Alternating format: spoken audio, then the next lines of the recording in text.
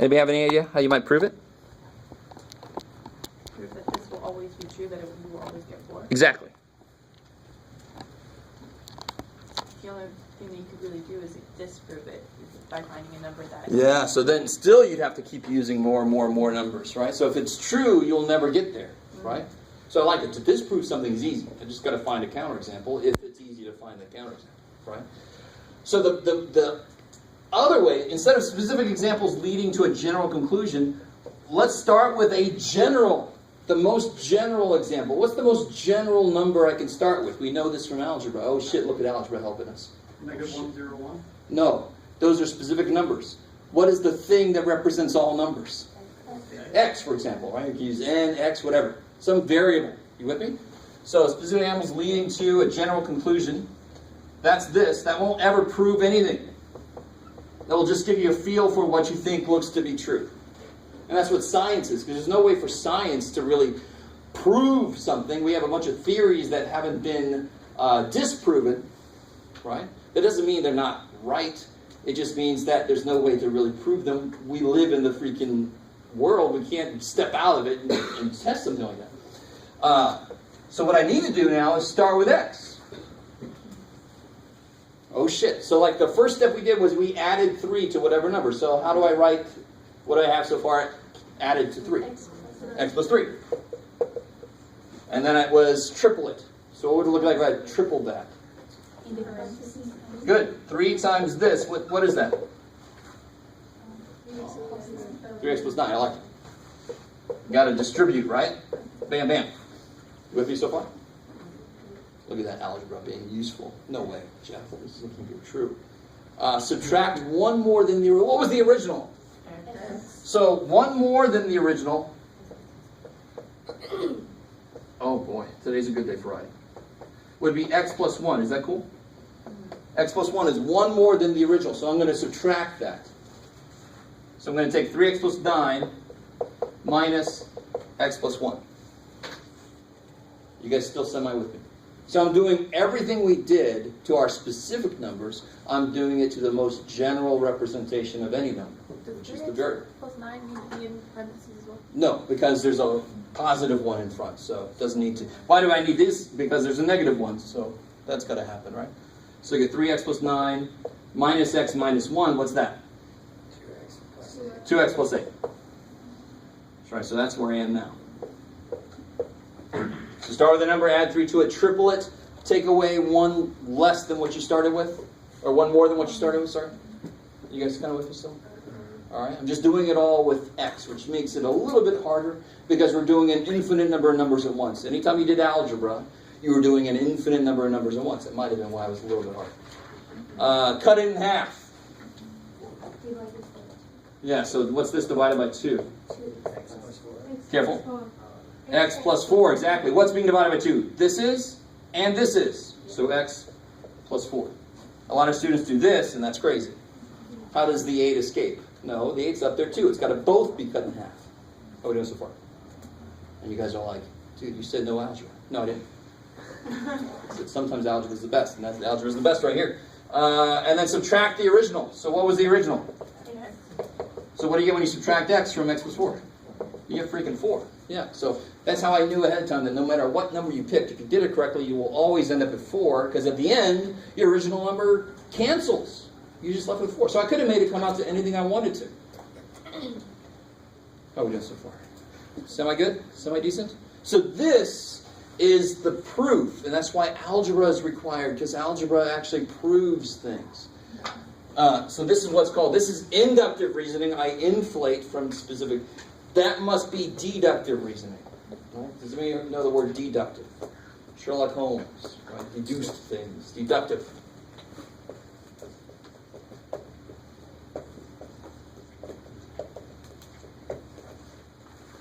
That's what this is. So it goes from general to specific. Starts with the most general thing, and it tries to come up with what's going to happen in specific situations. So no matter what number you start with, it's going to end up with 4. All right, I like it. Maybe.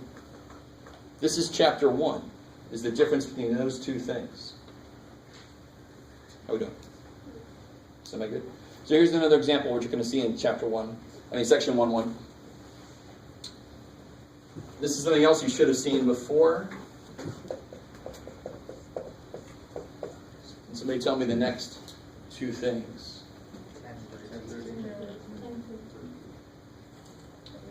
It's kind of cool. Last semester, somebody came up with something different. Is there any way there could be something different? Sure, of course. And why could there be something different? Because I've only given us 3 numbers. That leaves the end a little bit too open. So the most immediate, obvious thing would be on just adding 3 every time, right? 1 plus 3 is 4, plus 3 is 7, plus 3 is 10, plus 3 is 13. So how could there be another possibility? If we change the pattern. How, So it could be to 3, what? 3, 4, 4.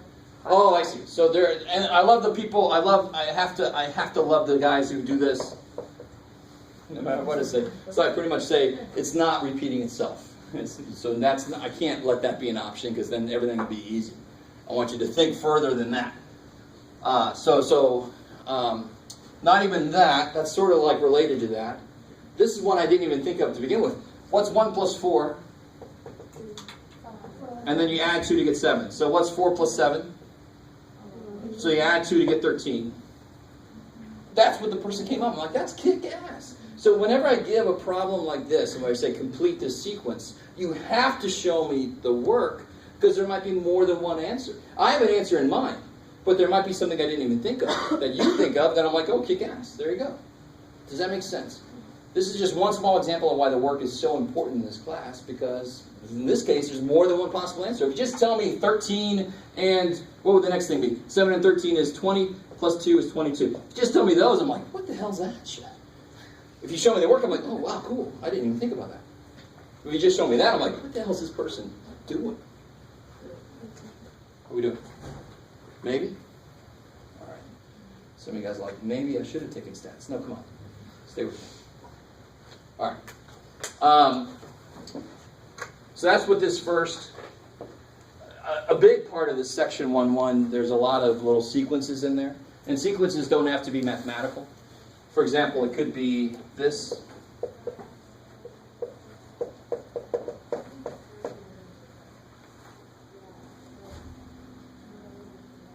I love it. And most of the time when I give this, sometimes I give a problem like this as a bonus problem on the test, and people try to turn them into numbers and get it. No, this is not mathematical. Where are my musical people? Or people that have ever watched? There you go. Do, re, mi, fa. So, la. Yeah. Do. Homer Simpson. Ray, the guy from Ghostbusters. No, is that not? Okay. Do, re, mi, fa, sol, la. Or this one. This one is semi-numerical. It's my hint for you, by the way. So, that's a lame hint. Oh, wow. How many letters are up there? Count them. Oh, there you go. 1, 2, 3, 4, 5, 6, 7, 8. All right. I like it. Some of you guys are still like. 1 starts with the letter O. 2, 3, 4, 5, 6, 7, 8, 9, 10. Yeah, cool. I like it. There you go. Gotcha. All right. Those kind of problems I give as a bonus because that's like either you get it or you don't. It's a little evil. These kind of problems you can actually kind of sink your teeth into, right? And try to get something to work out. Those are like either you get it or you don't, and you're thinking, I don't know what people would think here. All right. And in the book they have like faces and they have shapes and they have stuff, and you just got to figure out the pattern, which is really a big part of math. And math is all about finding patterns and then setting up equations that model those patterns so I can make predictions. So that's what section 1.1 is all about. Those kinds of reasoning and then applying inductive reasoning, because that's the one we can immediately apply easiest. Deductive reasoning is the hard one. So there's not a lot of problems dealing with deductive reasoning. Let me try to give you guys, what time we got? Oh yeah. Wait, what time did we go till? Oh yeah, that's right. I got to remember, because last semester we started half an hour earlier than this semester, so it's really going to freak me out. All right. Well, yeah, maybe I can try this with you guys. Let's see. If I take an odd number and I add it to an even number, what's going to happen? You sure? Like that. Did I hear somebody say, of course? Unless you're going to See, now this is a weird, you've never thought about this, right? You're like, why would I ever think about this? There's no point to thinking about this. But once you start to think about it, you're like, I think it's, so give yourself, what would you do to test it scientifically? How would I test this? Just pick the number. Pick some numbers. You're like, just pick some numbers, man. All right, odd number. 2. Give me an odd number. 7. I like it. All right. 8, 4, 12, 8 is the first one I heard. And you get 15. 15. That's odd. So far it seems nice, seems good, seems like it might be true, but maybe we just picked 2 that work that way. So give me another 2. 7. Negative. No 7. Give me 3. 3. Now negatives are interesting because negatives technically, you could look at them either way. So we'll stay away from negatives. We'll just stay with whole numbers. Right? Not even 0, because 0 is a little bit weird. What would 0 be considered, do you think? This leads into what we're going to do deductively. All right, we'll get there. We'll get there. Let's stay with positive numbers right now. 3 plus 362. 362. I like it. 362. I like that. 4. Cool. I like it. Right? But this is still not a proof. Maybe there's something I'm not thinking about. That would be a counterexample. But you can't use X for this one because one of them has to I be totally can. I like it. So I can't just use X, is what you're saying. How do I represent any even number? And that seems like a really difficult thing, but what's the property all even numbers have? 2x. I love it, because they have to be divisible by 2. So if I want to say any even number in the universe can be represented as twice some integers. Or let's stay with positive number. You have to substantiate that now. What do you mean? You have to prove This that. is a definition. I don't have to do anything. That's why you got to start somewhere. So I don't know if you guys have ever heard of somebody named Euler. Euler? Not the Oilers. The old football team is not even in existence anymore. Right? They don't exist. Euler's postulates. Anyway, I'm sorry. I'll let go of that. So somewhere, so like he said, there's a point. There exists a point. And you can't say define what that is. No, there exists a point. You got to start somewhere. So this is the definition of an even number, is that it's divisible by 2. That's the definition. Therefore, if it's divisible by 2, it must be a multiple of 2. That's the definition of what it means to be divisible by 2. So I've just used definitions. I don't have to prove this. This is by definition. Is that cool? Yeah. All right. I like it, though. You're still kind of like, Generally, you just Descartes said. might have something to say, but all right. But you kind of understand what I'm saying. Yeah. It's by definition. Now, any odd number, and your point is what? I like your point. Can I use the same letter? Does the other number have to be related to this number at all? No, it just has to be odd. It just has to be odd. So, what's true about any odd number? How is it related to even numbers? Every odd number is how related to the even numbers. X plus 1. There is an even number plus or minus 1. So let's say plus 1, sure. So some other even number, and if I offset by that by 1, isn't that going to be an odd number? Is that divisible by 2? No. So it's not even. So it must be odd. Let me stop there for a second. And please, dear God, today we're just exploring stuff. This is not a problem you would have to do by yourself if you're worried. You're like, what am I doing here? This is some weird shit that a lot of us have never seen. But I want to really show you, once you get out of algebra, you can start to flex and start to realize what math really is. Math is not algebra. Algebra is a part of math, but math is so much more than algebra. Right? All right.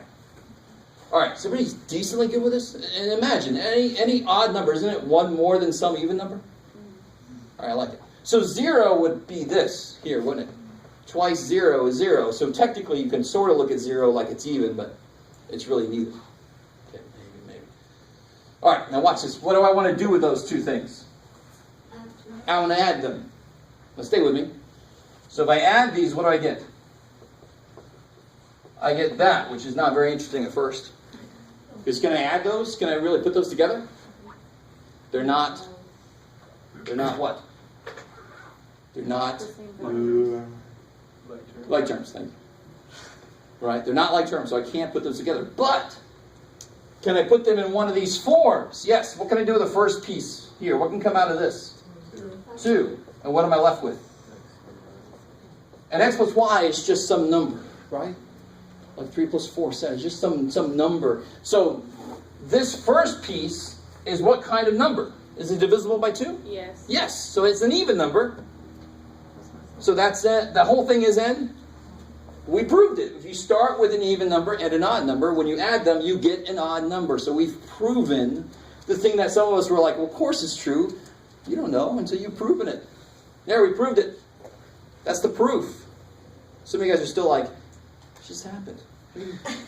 What is this shit? Is this math? Yes. That's what an odd number looks like. Isn't it? Double something plus 1. That's an odd number. And it came from the addition of those two. Therefore, any even plus odd makes an odd. All right, maybe. All right. Oh, yeah, you guys look exactly the way I thought you might. You're like, what the hell is this class going to be like? Oh, shit. All right.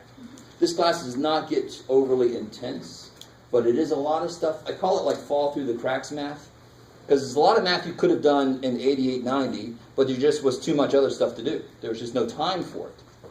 You kind of with me? So I call it fall through the cracks math. And this is where we just kind of like, oh, shit, let's put that stuff back in into this one little final course, right? So we're going to do stuff like this. We're going to do stuff like estimation is next. Estimating, because it's really bad how so many people now don't have a clue how to estimate anything. It drives me a little bit insane. Tips and stuff and change are now automatic. That was the only place people got math practice, and now the change just comes out. Which is nice because you get your right change finally. But people don't get the practice, right? You kind of with me? Anybody work retail? Right? Did you ever work somewhere where the change didn't come out automatically? You had to do it yourself? You still do it? I'm sorry, buddy. Good. It's good. No, I'm sorry. Good. Because you're getting practice with just using math. People don't get that practice. So of course people are bad at math because they don't practice it. But it's bad to be bad at math because then you have simple mistakes that you don't know how to estimate the percentage. So it's 10% off, but you don't know how to do that, so you're just like, that sounds about right. And the guy's like pocketing the extra money. Oh yeah, kick ass. Nobody knows percentages. I'm going to make a lot of extra money. Kick ass, right? I'm not saying you should learn math so you can grift everybody. I'm sorry. But, I can't stop you if you want to do that. Because unfortunately, there's a lot of dudes out there waiting. Okay, the last little thing I'll do. And please have faith that this class will not be this, right? This is just one little piece of it. Estimation, just one little thing about estimation. Let's talk about percentages since I already started talking about percentages. Can anybody tell me what is 10% of 80? Are we all cool with that? It's 8. How would you do that not algebraically, but more computationally? How would you write the work you would do? What is 10% as an actual number? 0.1. Because, of course, percentages are something humans made up.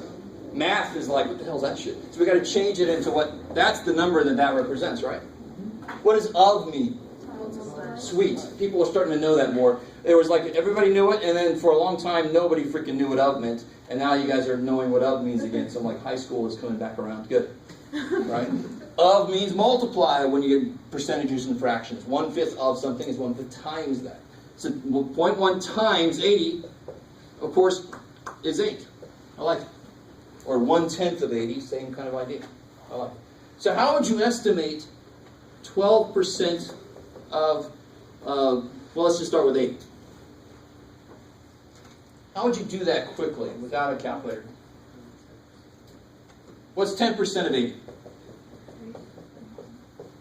What's 1% of 80 then? 0.8. Sweet, right? It's just move the decimal one more place back. It's 10 times less. So that'll be 0.8. Let me stop there for a second. Does everybody see that?